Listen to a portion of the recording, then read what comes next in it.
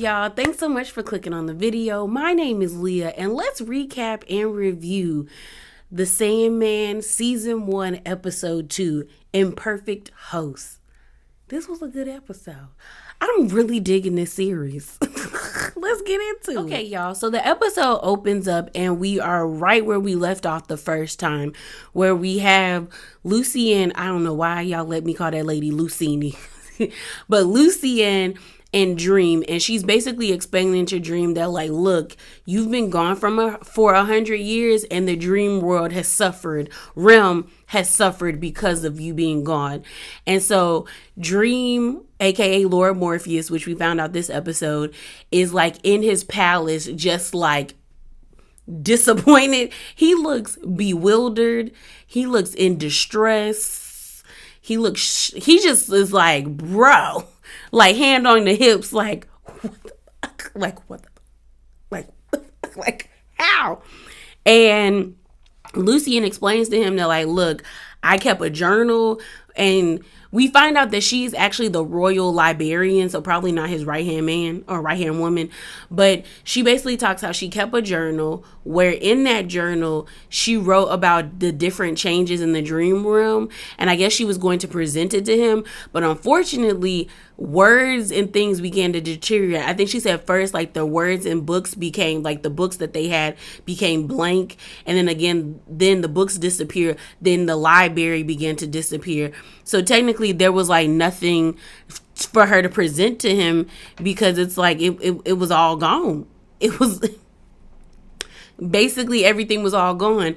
So he's looking at all the glass on the floor from, like, the beautiful, like, mosaic that he had behind, like, his throne, and he tries to, I guess, clean up the place, and he's like doing his powers, and he's like shaking, trying to do it, and you can see that, like, he is struggling, which probably, like, if he was all, like, still had his powers, he probably could do extremely quickly and like that, because it's his realm, so he would be the god of that realm.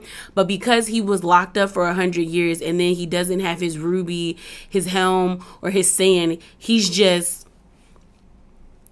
tired. Like, he's depleted of his energy, of his powers. So he's struggling, and he's just like shook, like, at the fact that, like, this ain't right, like, this ain't me, like, it's just like, whoa. So as that's happening, we have a scene where we go to the awakened world, or the real world, and we're in this, like, lady's apartment.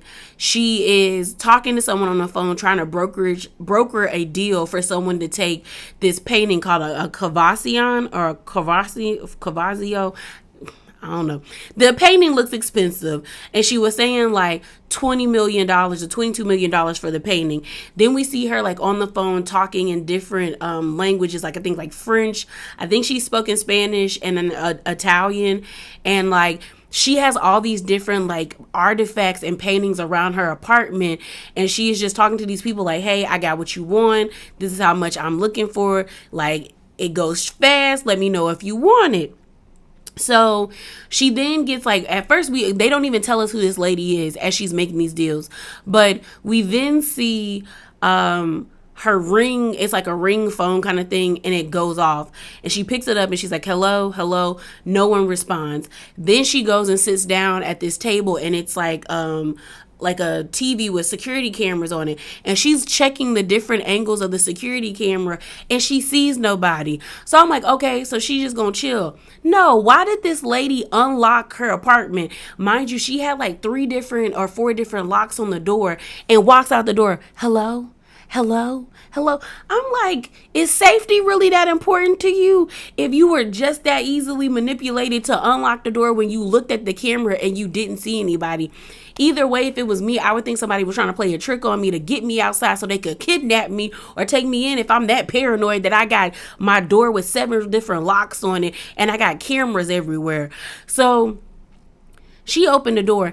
No one's outside. She's in the hallway. She's looking. She don't see nobody. She goes back inside, locks all her locks. And next thing you know, bitch, it's Corinthian. And I said, girl, you about to die. I'm like, sis, you are about to, he about to stab you real quick. And so she's like, who are you? And I'm like, who is you? Because I'm trying to figure out who you are, ma'am.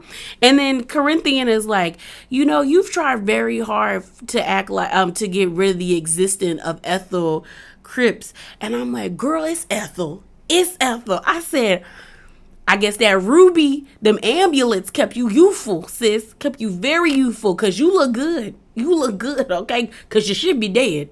Very much so. So, Corinthian is looking at her. She's like, what do you want? Who are you? And he's like, the stuff you stole. She was like, that being that Roderick Burgess kept in his basement, he's out. He's free. And she was like, what does that have to do with me? And he was like, because sis, you stole from him. Duh. And she's looking like, oh. And she was like, what do you want? And he was like, I want to help you help me. The same spiel that he gave to Roderick Burgess. Basically like, sis, I'm going to help you so it helps me. Like, where's his stuff so we can figure out how to keep him locked up or make him disappear so we can go on living our lives the way that they are. She on this whole rigmarole where she like, I don't know what you're talking about. And Corinthian is like, you do. Don't play with me. Don't play with me. So we then go back, excuse me, to a scene back to like being in the throne room with the Dream and Lucien. And he's basically like, I need to get my tools. I need my helmet. I need my ruby. I need my sand. I need to become back the way I was so then I can rebuild my realm back to its glory days. I'm sorry, y'all. So Lucien is like, okay, I'm tracking, I'm going. And then until he says, I need to summon the 3 in 1. And she like, whoa. Why? and we find out the 3 in 1 are beings that are the past, present, and future. And Lucien is like, they speak in riddles. Like they never give you a concrete answer to what you need. Why don't we just ask one of your siblings? I bet you Destiny would be able to help you and would know where like your stuff is. And then Dream is like, me and my siblings, we don't intermingle in each other's realm. And Lucien is like, I bet you they would help you if they knew what you've been through for the past 100 years. And then Dream is like, girl, you think they didn't know? And none of them came to help me? Which I was thinking about that. After episode 1, I was like, if he has like, because there's 7 of them, why didn't the 6 other siblings he had come and get him? Why did they not bust him out of his prison? They just let him be in prison for 100 years. And I'm just kind of like, yeah, like he's just like, I'm like, your family don't fool with you like that, sir. What you do? Because why did they come and get you? So Dream is just like, no, I don't want their help. I'm going to go to them. But it costs like, but then Lucien is like, sir, in order to contact them, you have to give them like something of value. And we don't have nothing of value here, bro. The kingdom is trash. What you got? So then Dream is like, I have to give them something. I have to give them offerings, but I need to take something, or I need to absorb something that I created that will give me some type of power back. So he asks Lucien, is there anything left in the dream world that I created from me that did not vanish? And she's kind of like, she's kind of hesitant, but she's like, there is. So then we flash forward to like this house, which we see in the beginning of the episode when we see Jezime, R.I.P. girl. Jezime like flying through the dream world, where it's like it looked like the nightmare part of the it looked like the nightmare part of the dream realm, but we end up finding out that it's Cain and Abel's house, and all those plots is where Abel is always buried because Cain is always killing him, but Abel comes back to life. So we see Cain and Abel outside, and we see I thought it was a dragon, but I was like, it's an ugly dragon, until they explain it's a gargoyle, and I said that makes much sense because that's an ugly animal.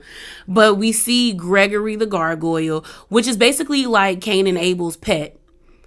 And they're having a good time playing, and then all of a sudden Lucian and Dream showed up, and they're like, Lord Morpheus, I can't believe we knew you were gonna come back, but I can't believe you're here. And he's like, I need something from y'all. And they're both like, anything, take anything, until they realize he needs Gregory. And they're like, not my Gregory, not my Gregory. So Gregory used to be a nightmare, I guess but he turned good, and we know Dream creates nightmares and dreams. So he's like, I need to take Gregory from y'all. So it seems that Gregory was gifted to Cain and Abel, and Dream is like, I need to take him, and they're like upset and they don't want him to go, but they understand, like they kind of understand. But so Dream absorbs Gregory, and I thought it was interesting because Gregory actually accepted it, because Dream asked him like, I don't want to do this, but I need to do this in order to save the realm.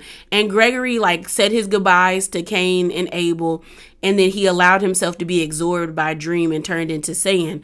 And next thing you know, Cain is like, well, safe travels, like Lord Morpheus, I hope everything works.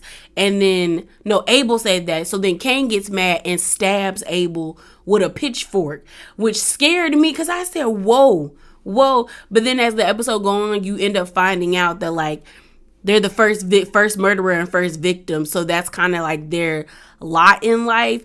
Like Cain is very quick to anger, and is always killing Abel. So when you first see their vision of, like, not the vision, but the image of their home, you see all these plots, and then when it dawns on you that each plot is where Abel is buried because Cain kills him every day. And I'm like, Abel, you need to kill him back, because we both be trying to kill each other. Like, what's up, bruh? Like, you want to go?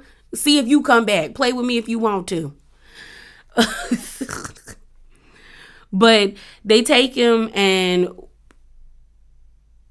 Dream has the sand he needs in order to do what he needs to do in order to summon the fates.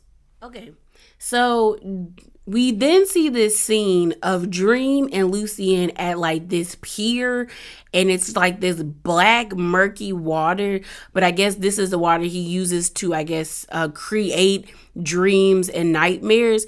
So he takes the sand that he got from absorbing Gregory the Gargoyle, and he pours it into the water. But before he does, Lucian explains to him like, that water is dangerous now. Since you've been gone, it's gotten a lot more like aggressive and unsafe. And we actually see like his reflection turn evil, Dream's reflection turn evil, and Dream goes to touch it, and it legit grabs him and yanks him in. And so when he's in the water, he's like talking to himself, and he's basically like, Lucian, you were right. Neither dreams nor nightmares realize I'm their master and their creator, but that's about to change, because he's like, I'm tired of y'all.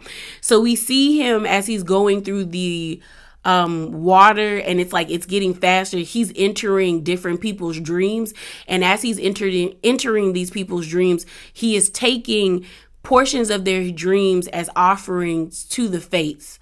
So he takes a crossroads, because that's where you normally meet the fates, is at a crossroad. He ends up getting hung, but it's like the galleys or like the noose is supposed to represent sacrifice.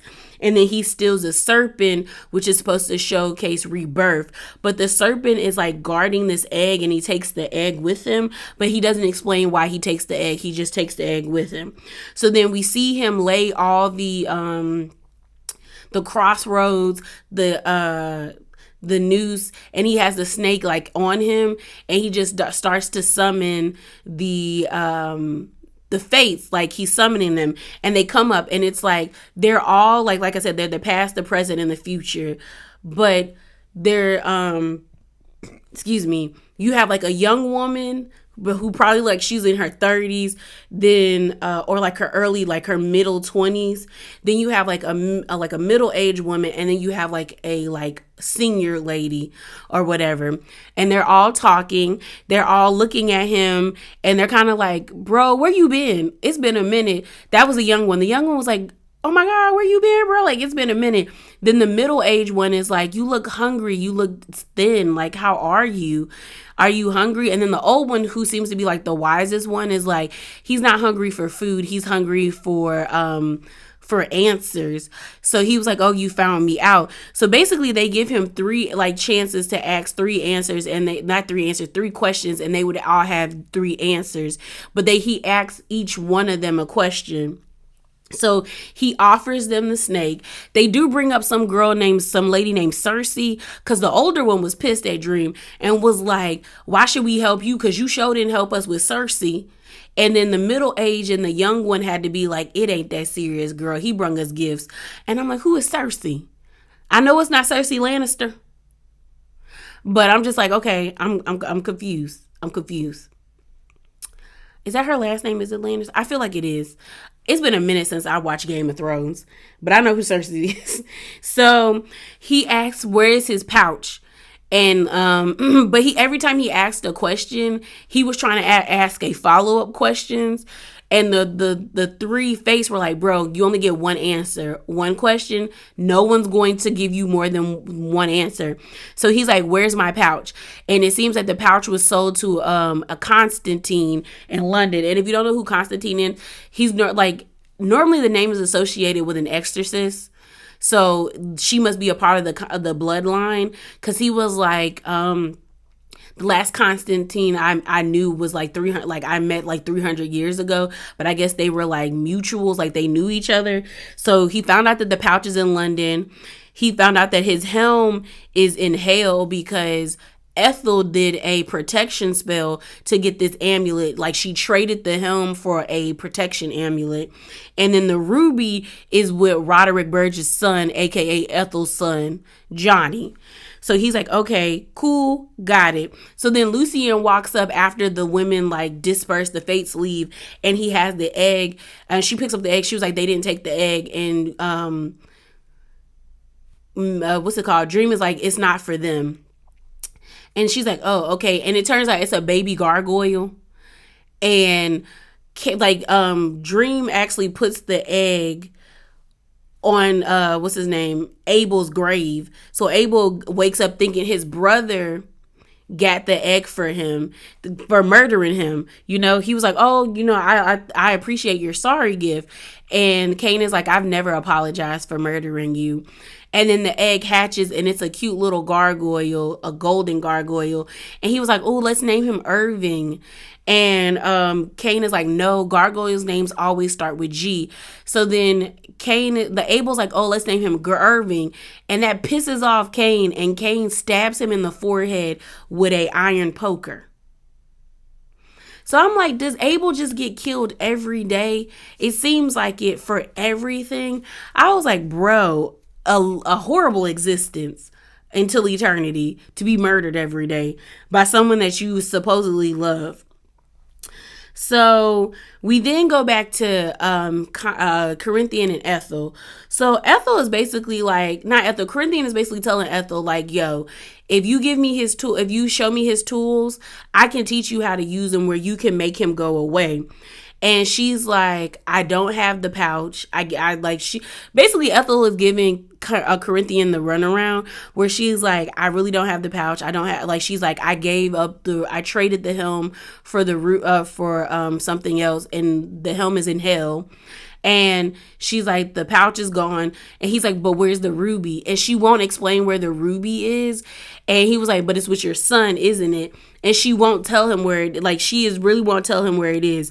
And some weird energy where like Ethel and Corinthian were semi-flirting. I said, girl, that man has teeth for eyes. Teeth for eyes. No, ma'am. So we find out that like Johnny has the ruby. I guess Johnny took the ruby from Ethel, and unfortunately the ruby grants you your heart's desires, but it also can take over you, and it seems like the ruby took over Johnny, her son. Well, Corinthian is getting annoyed with Ethel because he feels like Ethel is playing games with him. So he takes off his shades. He shows her his teeth eyes. She is uncomfortable. And I'm like, girl, you should have been uncomfortable drinking drinks with the man, because he looked like a murderer. He just walked into your house. He pulls out his dagger, and Corinthian was like, you know what? I'm done asking you questions. I could just take, like, your eyes will tell me everything. They'll tell me your emotions. They'll tell me if you're lying or not. They'll tell me everything about you. So he's walking up on her because he about to, like, ding, ding, take her out. And Ethel was like, you'll be sorry for what you did. And then she takes out the amulet that she traded for the helmet. Like, she traded the helmet for the amulet of protection, I guess, from a demon. Not from a demon, I guess, but it was from a demon. And it, like, disintegrates Corinthia. I mean, like, rips him apart. And she's like, breathing all hard. And I'm like, girl, you should have did it when he walked in your house. If you had all of that with you. I was like, girl, why was you saving that? So then we see Ethel pop up at some, like, office building, and they're calling her Mrs. D, like, because she don't want nobody to know she Ethel. And we end up meeting the old ass Johnny, the guy who played the werewolf. Was he the werewolf? I think he was the werewolf in Harry Potter. I really think that was a man. I think he was a werewolf in Harry Potter. But he's sitting in a prison, because I was like, girl, that's a prison. He's sitting in this, like, 4x4, like, room with, like with glass and everything. And he's reading a book, and she's trying to talk to him. He's annoyed with her. Basically, like, I forgive you, blah, blah, blah. He was like, you haven't forgiven me yet. And Johnny is like, girl, every time we talk, it doesn't go well. So what you want? What do you want? Because he was like, I'm as good as I ever have been in prison. And Ethel's like, it's not a prison, it's a hospital. And he was like, is that what you tell yourself so you can sleep at night? I said, oh. I said, Johnny don't like you. What you do to him? Like, what did you do, Ethel? So then Ethel's like, we need to talk about the ruby. And he's like, okay. So the episode ends really with two things happening. We see Dream go back to the pier, but I guess the pier is also a portal to go to the awakened world. And he's basically like, I'm going to London. And Lucien is like, why would you go back to London? You was stuck there for 100 years, man. And he's like, that is where my pouch and my sand is. Constantine has it. We should be cool, because I've been cool with them. And she's like, and then as he's walking down the steps into the, like, through the portal, he's like, she's only human. And she's like, but so was Roderick Burgess. I said, yeah, girl, I'm with Lucien. What you mean? Because she was trying to tell him to take a raven. So they answered that question for me about how Jezime was able to go throughout portals. And what we find out is that ravens have the ability to go through between realms. So Lucien is like, you need a raven. But Dream is like, I don't need no raven, because my main one is dead, and I don't never want no mother raven again. He's still grieving, girl. He saw her get blown up. He saw her get shot to death. He don't want no raven. He don't want no other raven. Let him be. So as like I said, Corinthian got disintegrated by the amulet that Ethel had, and like just went away. So he pops up in the dream room, like beyond the gates of like them Attack on Titan walls. And Lucy and him are having a discussion. And she's like, oh, you're back. He'll be happy to know you're back. You should stay here. And Corinthian's like, nah, I'm going back to the real world. And she's like, why? Dreams and nightmares don't belong there. And Corinthian's like, yeah, I do. It's cool. I'm cool there. People don't mind it. And she was like, so you're just going to disregard your master or like your creator like that? And then Corinthians like, he don't care about us. He don't care about you. He does what he wants. So I'm going to do what I want. And she was like, he'll bring you back. And Corinthians like, no, if he comes to find me, he's not coming back. I said, oh. But I actually was surprised that Corinthian and Lucien were like talking so like casually.